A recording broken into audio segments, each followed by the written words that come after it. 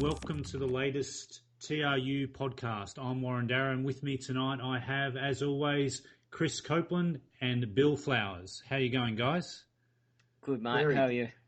Yeah, not too bad. So, bit pumped about being able to do another podcast. It's been a while since we've put one out, but we've got a lot of great material to go through tonight. What are we going to talk about tonight, Chris? I have no freaking idea. Usual high level of preparation, I see. Yes, absolutely. You do have a cider, though, haven't you? Two. Two. And okay. 99 problems with my internet, and you're one of them. As always, good. I just like to be a consistent problem for you, Chris. Yes. So, guys, I thought since it's our first podcast since the Hunt for the Tasmanian Tiger aired in Australia in December, I thought we might talk about the show a little bit about a few things behind the scenes, that kind of stuff. What do you reckon about that? Sounds great. Right. Fantastic. Yeah. Also, we've got a recent sighting and investigation that we went out and did, so we might talk a little bit about that as well, and about the experiment that we did with the dash camera and the results there. So I think people will find that interesting, and we might throw a few other things about some other really strange thylacine related stuff. I forewarn you that if Bill mentions his beard, I'm going to smash my bottle and glass him.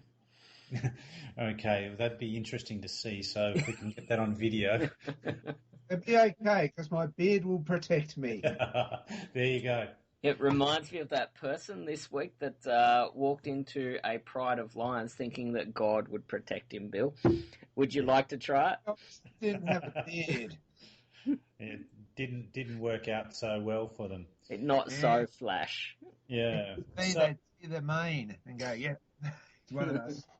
So, Chris, Hunt for the Tasmanian Tiger. Let's talk about how that went in terms of the audience response. So what was your overall impression from the feedback that we got? I'd say that probably 99% of the feedback was absolutely smashing. I thought we did. We got some fantastic feedback, some constructive criticism. The obligatory not so constructive criticism, and 99% positive. Yeah, and I was actually pleasantly surprised, because I think if you do anything in this sort of subject area, you're going to have a few people that don't agree with it, right? So absolutely, but even the haters weren't so hateful. Yeah. So if you take that as the yardstick, I'd say we did spectacularly well. Yeah. Not a single person mentioned my receding hairline, which was a pleasant surprise, and one of the reasons why I kept a hat on at all times. You have a receding hairline? Well, there you go. I hadn't noticed. Hadn't noticed.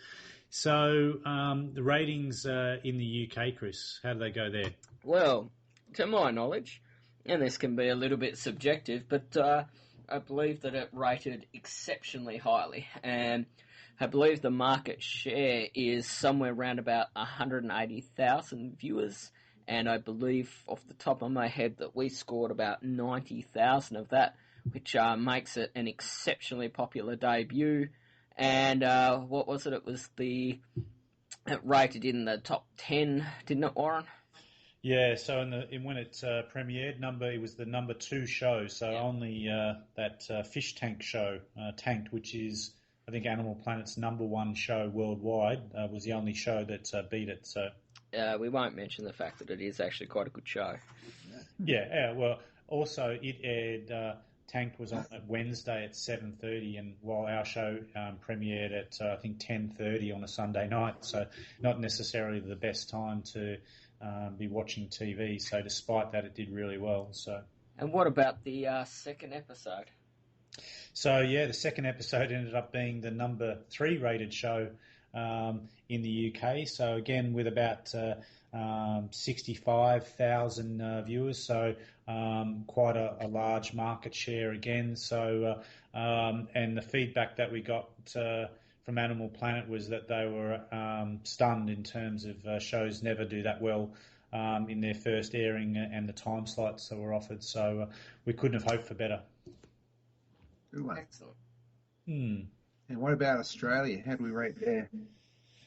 Well, I guess Australia, I think because of the success that happened in the UK, there was a lot more promotion and advertising in Australia. In fact, it's a point to note about what happened in the UK and Europe, because it also aired through most of Europe, is that there was very little advertising, no commercials. While in Australia there was quite a bit of advertising, and it again did very, very well, above average ratings in Australia. So again, everybody was very, very pleased with the results, and I think probably the other testament is that the actual written feedback that we got in terms of hundreds of emails that came into us was really quite exciting for us, and also good for the show. On the week lead up, you couldn't turn on cable television without seeing a certain Warren Darragh. Yeah, and obviously that's the thing that sold the show, right?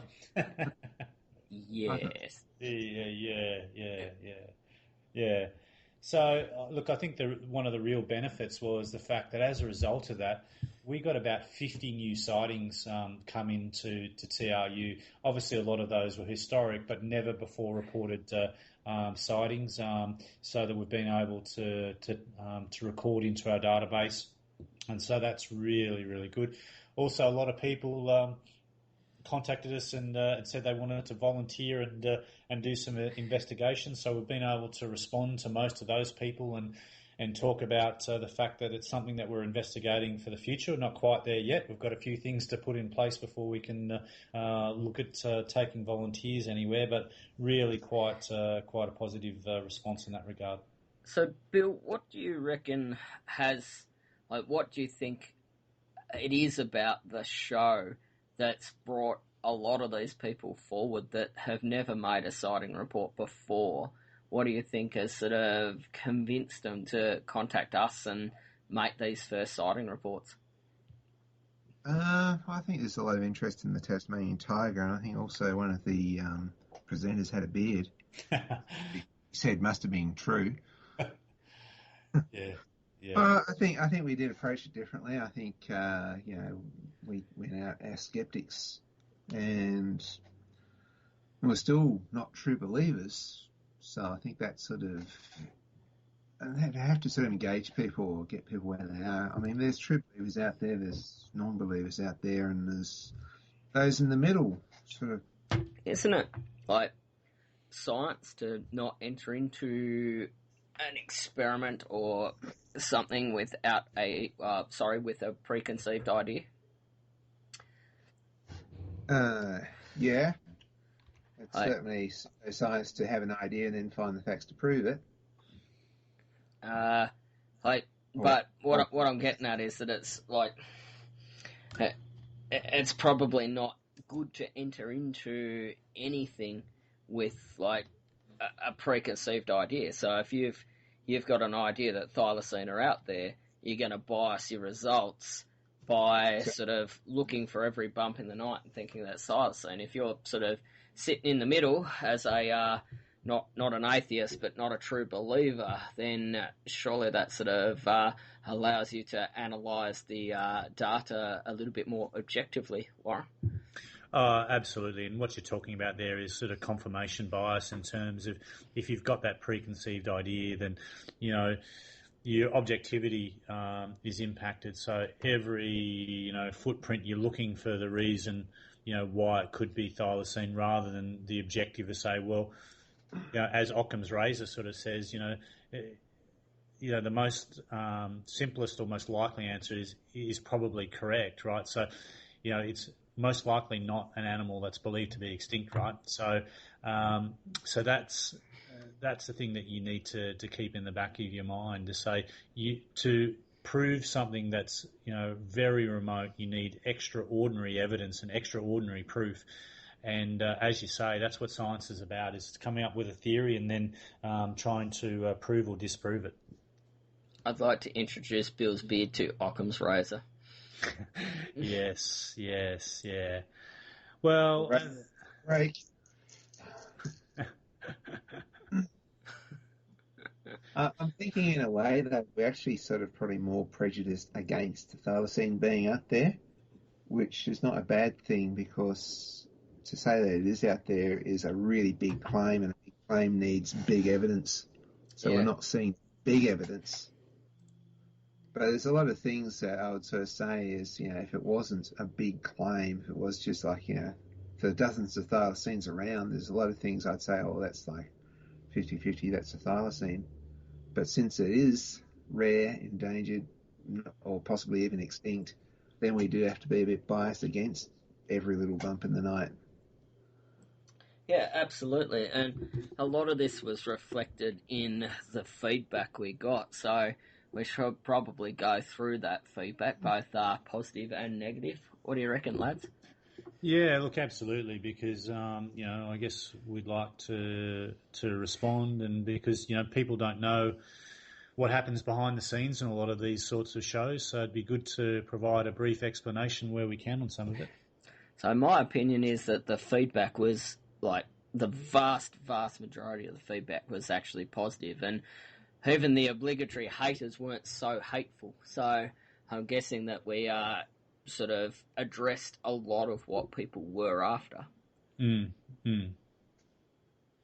Yeah, no, look, I agree, and I think that one of the things that everybody needs to keep in mind is that we're trying to make a show that is factually correct, that is representative of what we believe in, but at the same time, you've got to realise that we have to appeal to a broad market. If we made a show that was for pure thylacine enthusiasts, you'd have 500 people watch it, and they might absolutely love it. In the end, we probably had about 500 to 600,000 people watch the show. So that's the sort of scale of difference. So you've got to be realistic, and that's a bit of a journey that we had to go on ourselves in terms of making sure that we presented things in the right manner and those sorts of things, without making stuff up or doing things that we didn't believe in. I think like the first thing to address there is also, I mean, who wants to watch a 2-hour special of Chris Copeland sitting in a stump looking through some binoculars and then an IR scope? I mean, the simple fact that it is television, it's gonna have to sort of appeal to a mass market. Oh, absolutely, and and I think that that's some of the feedback that we got was, you should be sitting in the proverbial deer stand or the hide for 4 or 5 days straight, and taking out the old plastic bag to do your business in and those sorts of things, and you sit there and say, well, I'm not sure many people are going to find that too informative or too entertaining. And I guess the flip side of the argument is that you actually might want to spend as little time in an environment as possible as well, so that you're not impacting the habitat and letting everything know that you're actually there. So that's a pretty good point. Like these days, with the technology that's available with the IR cameras and things like that, surely a get in, get out policy is fairly sound. Yeah.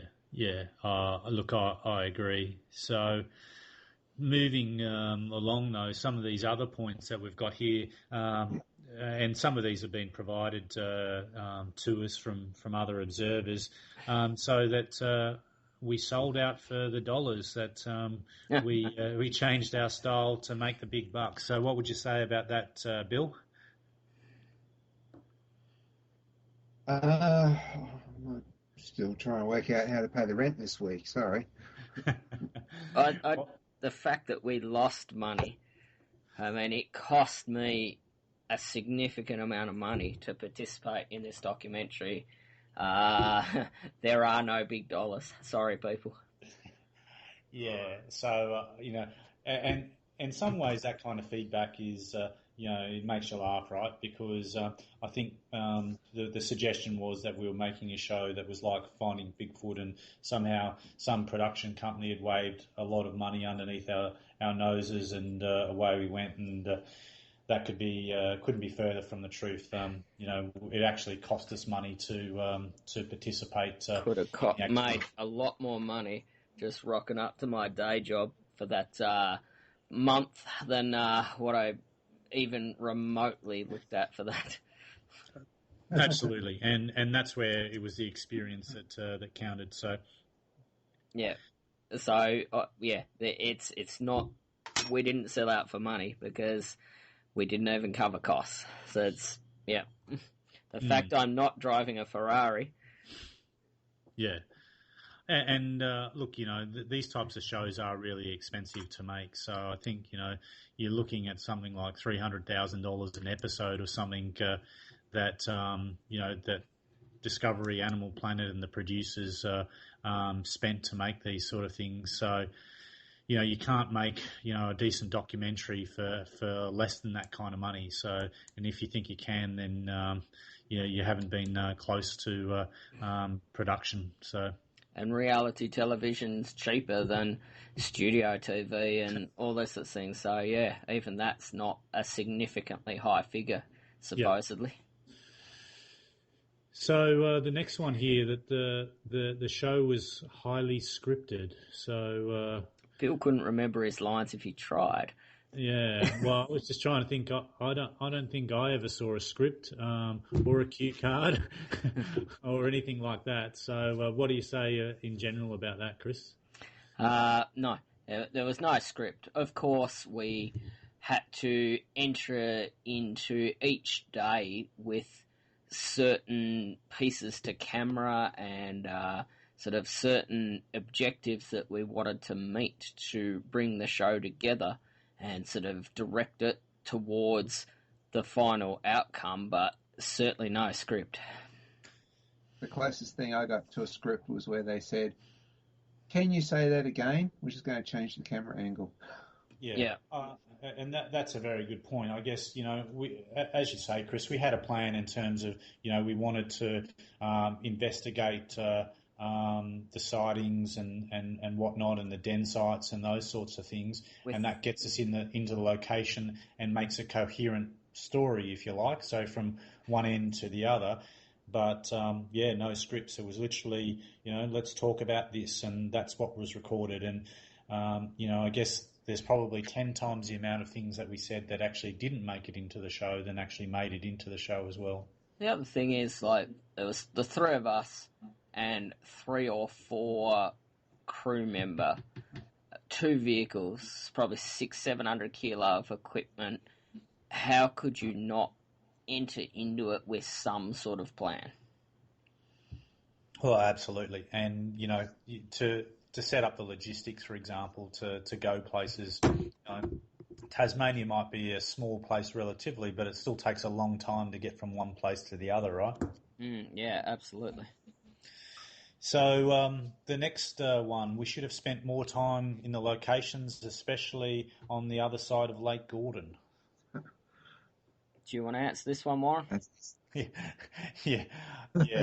I think that we'd probably say, all of us would say, that was probably the hardest or longest amount of work that most of us have ever worked in any one stretch in our lives, right? And I've spent over 2 years in war zones, and those couple of days were pretty tough, right? And so again, we need to be realistic. I mean, ideally, we would have liked to have spent a month over there. But for all the reasons we indicated before about the fact that the cost of actually making these shows, the fact that we have real lives and real jobs because we can't afford to do this all of the time, meant that you could only spend a small amount of time. And as the show said, the weather is very fickle at that time of year. In fact, any time of year in Tasmania. So, you can get stranded there, and we would have all been in a bad spot. No mobile phone reception. If there was an accident, we were at least 5 or 6 hours away from help. Maybe 2 hours if you got a helicopter, if you're lucky. But So yeah, ideally, yes, we'd like to spend more time, but we need to be realistic. Yeah, absolutely. The fact that it was like 34 degrees and there was no shade and things like that, and we did, a 20-hour day or something like that, it was a full-on experience.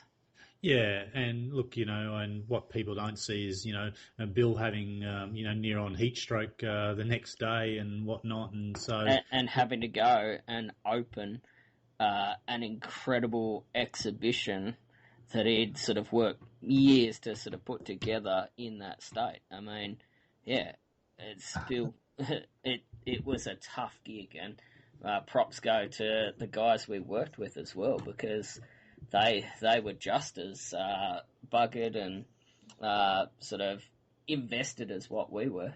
Yeah, absolutely. So next one I've got here is wasn't as scientific as expected, and I guess this general criticism is that that they expected to see more experiments and those sorts of things. It sort of flies in the face, because there was also criticism that came back that it was too serious, and people were expecting more jokes. So this is a difficult one. Like, where do you aim? Yeah. Bill?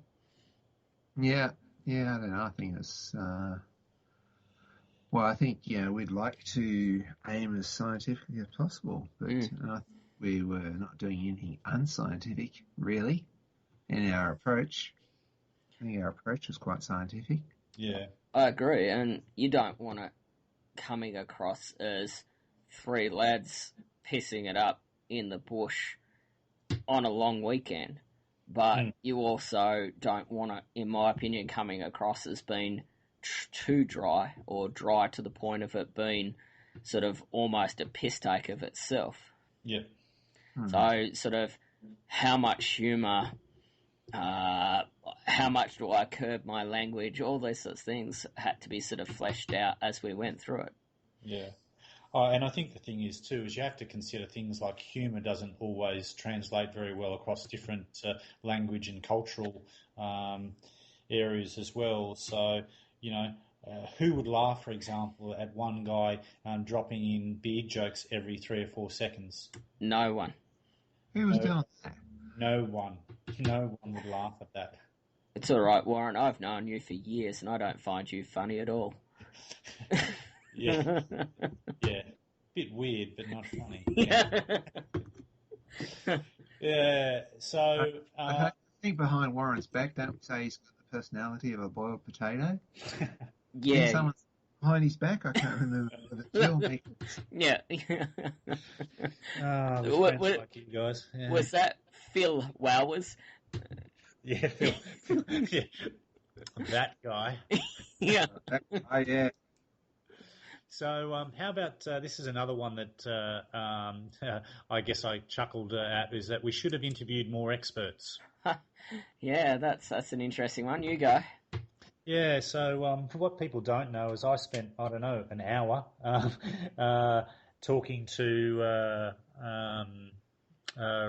Dr. Bob Paddle in the Tasmanian Museum and Art Gallery in the Thylacine exhibit there, about a lot of his views and whatnot. And I spent about half a day with Catherine Medlock in the Thylacine Vault. Yeah, and so both of those interviews would have, really hit those people who were pure thylacine people or were into the science of it, because they were very technical and whatnot. And we actually really liked doing them. But they ended up on the cutting room floor, and obviously Bill's interview with Hans Narding, a very small piece of that made it in. That's just me too. Yeah, There's more to that. Yeah, absolutely, and it was actually, I was a little bit skeptical of Hans's story until I sat in the background and listened to that interview, and I took away a totally different view, having spoken to the man face to face, and that reaffirmed to me the importance of getting out there and actually communicating with witnesses.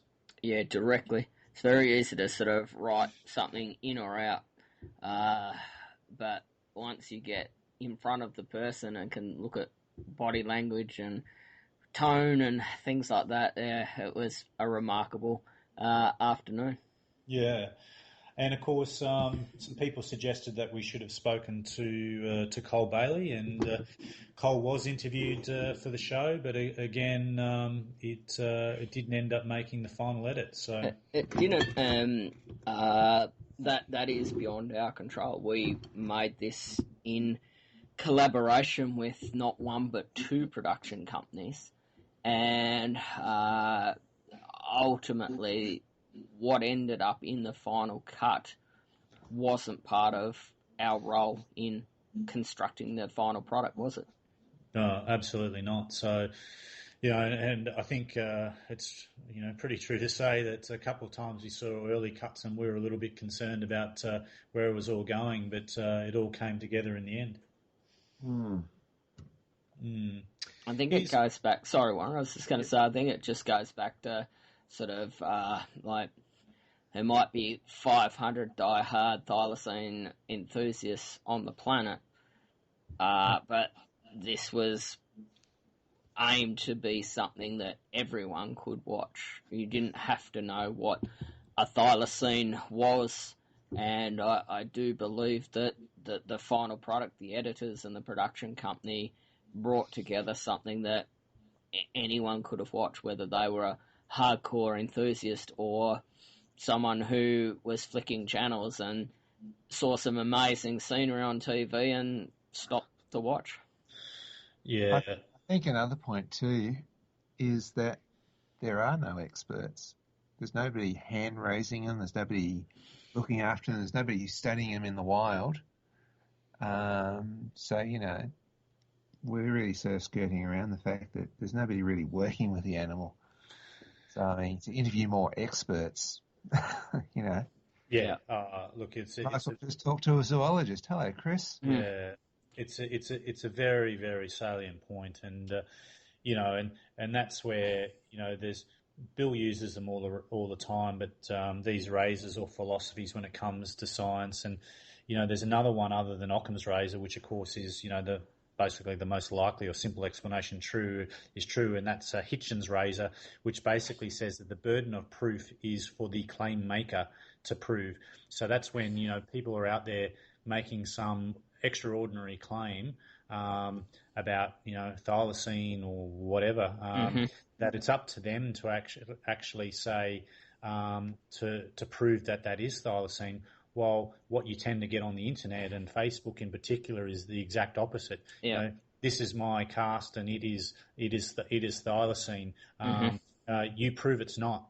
And you go, well, no, that's not the way it works, right? That's exactly right, and it sort of leads us to. I couldn't agree more with you there, and that's modern society, and love it or hate it, that's Facebook's role in modern society, I think. And one of the most bizarre ones we got was there was only one cast. Was it a one-legged thylacine?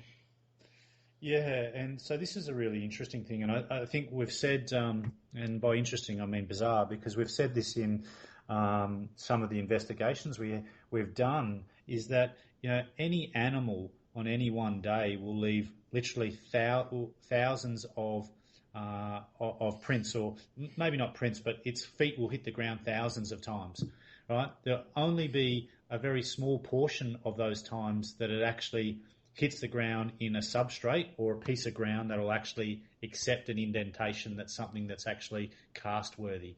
So, I know we've all been to plenty of places where there are hundreds of animals and you couldn't find, a footprint in the ground to save yourself. So, it's really confusing because of the fact that obviously in this one instance, a footprint is hit the ground and it is able to be cast, right? Doesn't mean that that the animal only has one leg or is hopping around or whatever. It's just that, okay, there was one piece of ground that it stepped on that took a print and was cast worthy. So, it is really weird. And it's also to say that, how does the person actually know that there was only one cast taken? Just while we're on that, and that brings us back to a point we spoke about before about it being scripted. I mean, that that print that's in that documentary, I've got it sitting here right in front of me, and it was presented to us in the moment that we had not seen that print before. Yeah, that's right. And because people who are close to thylacine will realise that the originals were destroyed during another documentary for the protection of the good of the animal. So this is a completely different footprint again to those original casts. So and that's exactly right. It's like, hey, we got there. And by the way, here's this other cast, and so that was a complete surprise to all of us. So and it was legit found. Like, it wasn't thrust into our hand and then hidden to be found, inverted commas, by us as the people working on the documentary. It was legitimately found in just sitting up on a mantle, wasn't it? In one of those cabins. That's right, and one of the least used cabins, in fact, the one that's pretty much derelict. The one we weren't staying in. And the one we weren't even staying in, so it was only by absolute fluke that we're in there. So, so that in itself sort of points... For that to be a hoax, so many fairly chance events and improbable events would have had to have come together for us to, air quote, discover that. And I don't know, like, going back to what you were talking about with hands, Rusty doesn't strike me as a person that was trying to pull the wool over our eyes. Absolutely, and I think that's one of the other things that was covered in the actual interview that we had with him, but didn't get put in, was the fact that Rusty actually went out to Adamsfield to basically escape what in this day and age is called post-traumatic stress disorder. Mm-hmm. So he is a shy, reserved man. The last thing he wants to do is to talk to people. People don't realise how difficult it was for us to actually convince him to appear on the show, Just let me take over for a second there, Warren, because like, the props have to go to you there, because people probably don't realise that there's probably 18 months of you interacting with that gentleman, and I would have had zero chance. I don't speak the right language. It was basically you and your military background that sort of won his trust and sort of got him to appear on screen with us. And right down to the weekend before, it wasn't finalised. That could have gone either way. We could have been left with nothing or Rusty appearing. And I think sort of the work that you did there that'll never be recognised should be recognised here and now.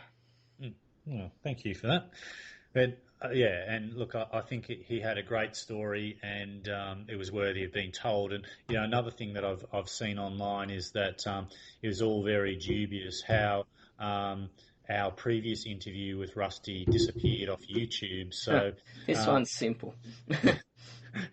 The production company asked me, who runs the YouTube channel, to privatise it so that it didn't spoil what we were planning to put to air. Yeah. Simple. So, yeah. And I think, if anything, over the time that we've spoken to Rusty in the interviews, his story has remained identical, So, and, in both cases, not all of Rusty's story has been told because, there is more to that story in terms of interest and thylacine sightings and history that will be revealed in the future. So, if anyone had searched hard enough for that original interview, they would have discovered that for the time that it was meant to be down, it was actually up on Vimeo, because it must have malfunctioned and I thought it was down, but it was up. So anyone that searched hard enough to find our Rusty interview original would have still been able to watch it on Vimeo. Yeah. It was down on YouTube and the Facebook links, but something went wrong in my attempt to take it down on Vimeo, and I didn't realise for months. Yeah. Can I just add something else about the cast? Please. About 35 years ago, more, probably 37 years ago, I was an art student. I worked with sculpture and I was working with plaster. And I have to say that the cast doesn't look more than 30 years old. Yeah. So it rules out the fact that, that may have been done in the 1920s or something like that. Yeah. It looks pretty recent. Well, I think the other thing that it didn't get shown in the show was that you spent time in the Tasmanian Museum and Art Gallery, Bill, actually drawing a chopped off foot, so that was preserved. So it wasn't taxidermied like a lot of the people don't realise that a taxidermied animal is usually an animal that's been completely skinned and then put over a false sort of frame, so its feet aren't going to look what natural one. While the one that we did was basically an amputated and preserved foot, so that it looked as close as what you'd expect. And that, I guess, surprise that Bill is showing is because the drawing that he had done some weeks before, it had, well, Bill, you can describe it. It was your experience. Yeah, well, when you do draw something, you get to know the object really well, and so looking at the cast is almost deja vu. It's like, hey, this is exactly the same. It's got the same lines in it, the same shapes in it, and some of those things are hard to describe verbally, but just visually, I'd say I am 99% sure that is thylacine. Knowing you, I've known you for what, 15, 16 years, something like that. Your reaction to that was very legitimate. Like, there was nothing staged about that reaction. That was, from what I could see of your response, that was very much you. It was deja vu for you, if that makes any sense. It was messing with my head, that's for sure. So I was trying really hard to. It's like I mentioned before, we are prejudiced against thylacine because, outrageous claims need lots and lots of evidence to back it. And there I was looking at it. I was thinking, hey, this is thylacine. And the plaster doesn't look much more than 30 years old. It's cast recently. Yeah. Yeah. So it does shift potentially, like, if it is legitimate, then it shifts the goalpost quite significantly. And that, and some of the freedom of information that you got, Warren, pushes it into sort of, should thylacine be declared extinct or not? Yeah, and I think that was one of the things that was mentioned there, is that we pretty much have every single piece of paper that the Tasmanian government produced on thylacines for a 40-year period, and no one else will be able to get that now because I think the gate has been closed. But as part of that is a photo of every cast that has been submitted to the Tasmanian government from any source, right? Letters from Nick Mooney to various biologists, zoologists around the world about getting their opinions on various casts and whatnot. Gate patterns, all of the historical knowledge is actually in there to actually help us view and assess those prints. And also you can see that there is that famous photo of Nick Mooney holding up what he has said is either a fake or a thylacine cast, and there is no correspondence between one Rusty and Nick Mooney, and you ask Rusty, he's never met him yet, and yet the thylacine conspiracy theorists on the interwebs will say that that Rusty gave this to Nick Mooney and whatnot. Well, not true. So if it is a copy of the same cast, and it's indirect. It's indirect, and he's also holding it up not many years, but several years after Rusty destroyed his casts that are around that size. So, since you've brought it up, hey, you guys were there at the first production meeting. You saw how strongly I didn't want it to go into conspiratorial tones.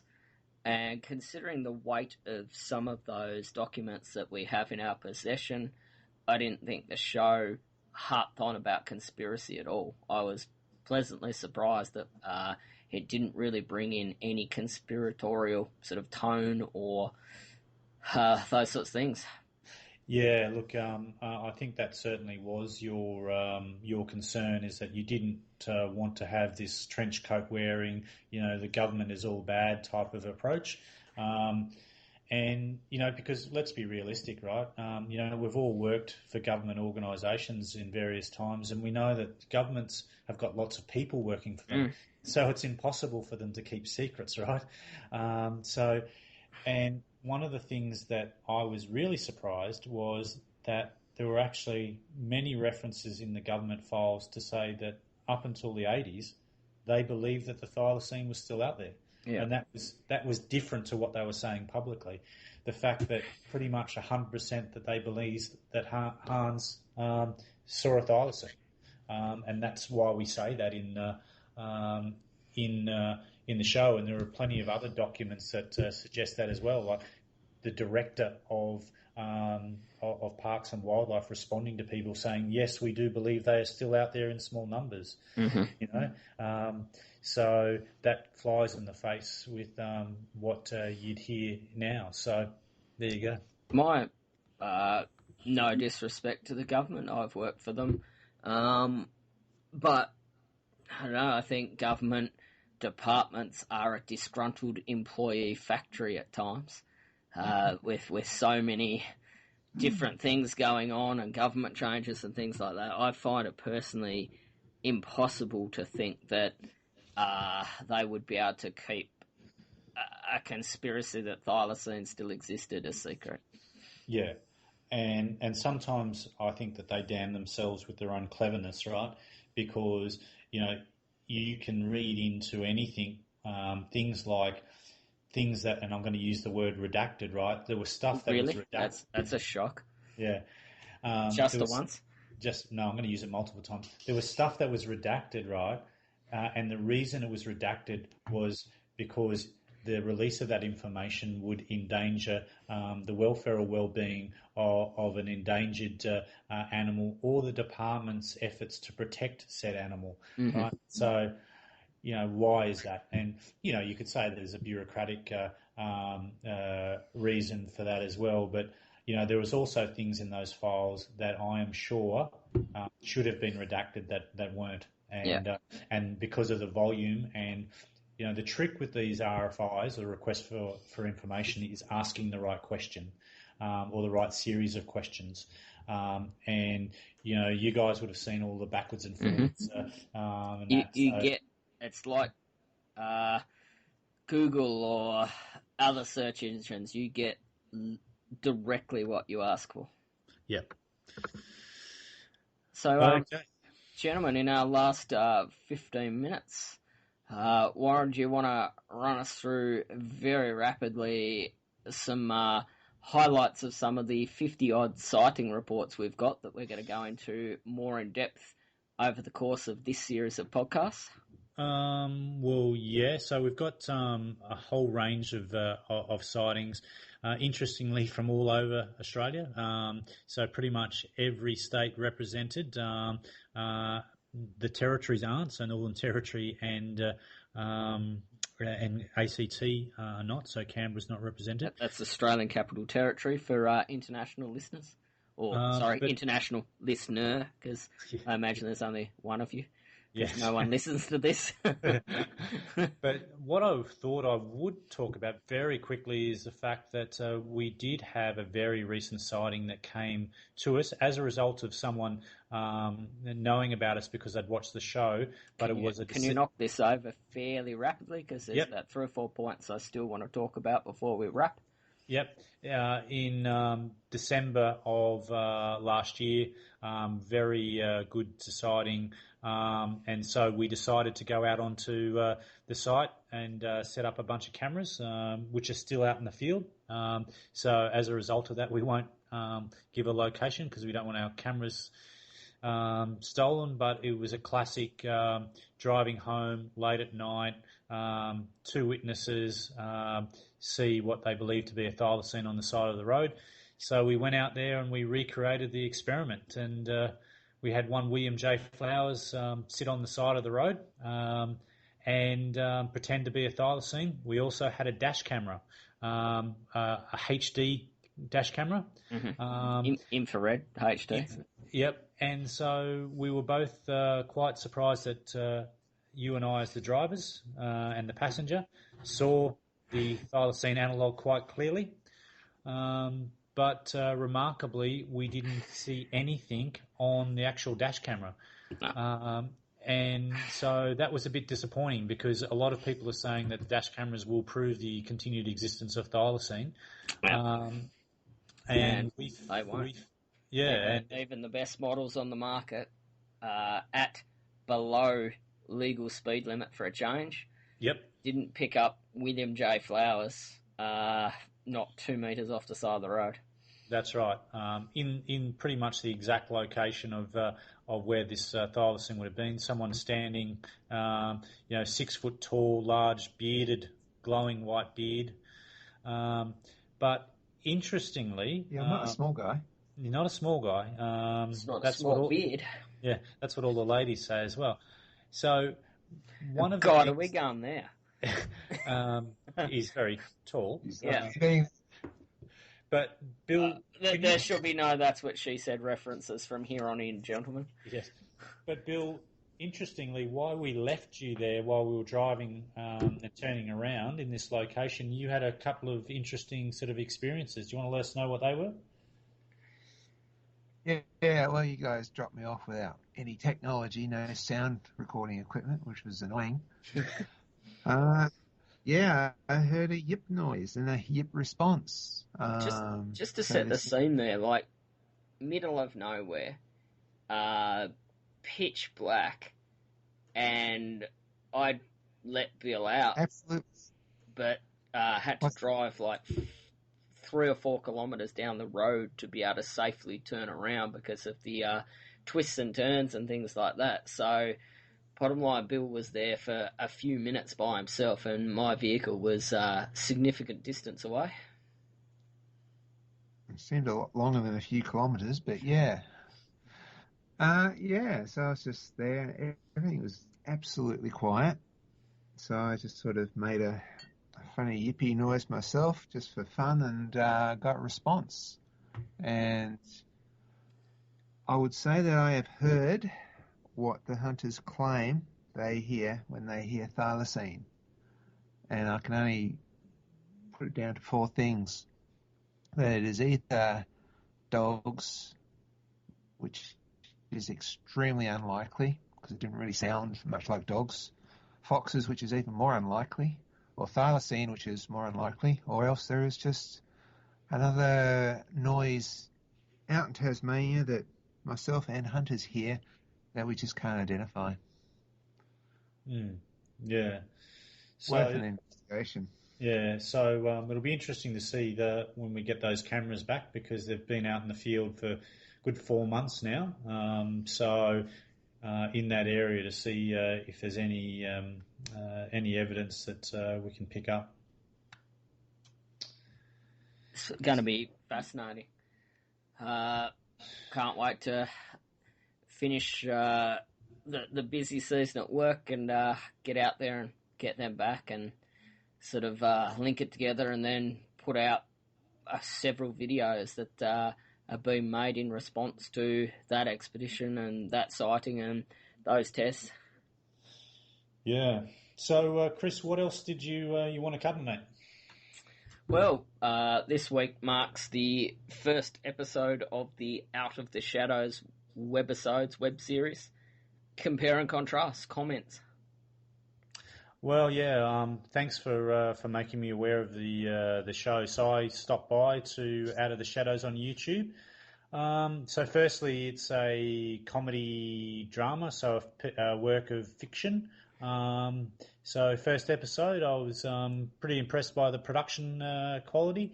And the other thing I thought was really cool was the CGI thylacine that they've used. So clearly, it's not a real thylacine, or doesn't look like a real thylacine, but for the production budget and whatnot, I was very surprised at how good it was.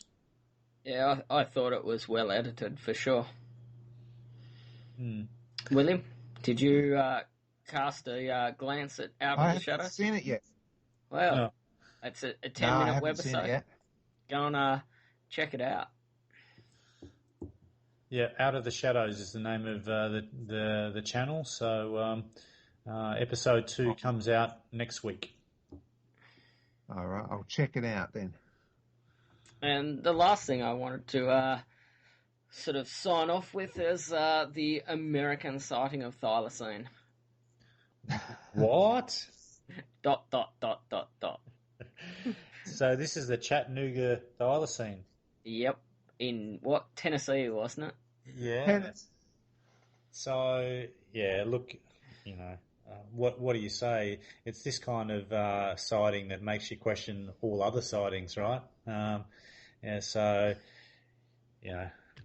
A certain Wild Bill's been to the deep south. Any comment? Yeah, I've been through Tennessee. I've drunk a lot of Tennessee whiskey. Does that count? Shortly before seeing a thylacine. Direct correlation. And we've come full circle. Yes, we have. I think Sorry, Bill. my memories of Tennessee was that there seemed to be lots and lots of religious billboards everywhere. There seemed to be what looked like moonshiners Yeah. there. And there is a brilliant place to eat. Can't remember the name of it. I think it's Food from Heaven or something. A black establishment. It's real soul food. So yes, eat. But I didn't see any thylacine there. There's a certain beverage that rhymes with Dak Daniels that's produced there. Why would you Dak Daniels? Well, Sorry, no names, William. Who's Daniels and why would we want to Dak them? No idea. If you actually look at this guy's report, he says that it reminded him of a Tasmanian tiger, and he was trying to tell himself it wasn't a coyote. But I think probably what he's seen, assuming he has seen something, is a mange-riddled coyote or wolf. Again, like dogs here, if they've got mange, their ribs start sticking out, and they look quite alien-like. I think it conjures up memories of the M.K. Davis. That's his name, isn't it? The podcast. Yeah, the Chupacabra link between thylacine and, Yep. invent whatever story you want, right? In terms of, there was a wandering menagerie that left a thylacine escape 47 years ago, and somehow it's survived and bred, and out there in Tennessee. All right. Mm. Let's catch it and bring it back. That's right. Well, it's funny you say that, Bill, because Chris and I are mounting an expedition plan as we speak. Yep. We will test the legitimacy. Yeah, that food place. That's right. I'm more interested to going to Dak's place. Because Dak lives there. Dak lives there. Yeah. This is what science is about, guys. We're prepared to prove ourselves wrong, right? Yeah. We think that it's most likely not a Tasmanian tiger running through the woods of Chattanooga, Tennessee, but we're prepared to test that hypothesis by going there. It's big of you, Warren. Yeah. And look, I'm just doing it because it's what's right for you guys, actually. Yeah. Well, if you're going to say that, I think you probably should also point out that we might need some donations. Yeah. And to which we should actually say we have actually received a number of donations recently. So Go to Tennessee. So thank you very much to those people who have donated to our ongoing investigations. We've just bought another suite, another package of 4 trail cameras, for example. So they'll be going into the collection and then shortly out into the field to join the other cameras that are taking footage, hopefully as we speak, if they haven't been destroyed by the recent set of fires. Yep. And we didn't buy a suite because, it wasn't that much. Yeah, that's right. Yeah. That's right. It wasn't that much. Yeah. Well, okay, gentlemen, guys. Well, I think that about wraps it up, Rob. I think does. it's a great first podcast.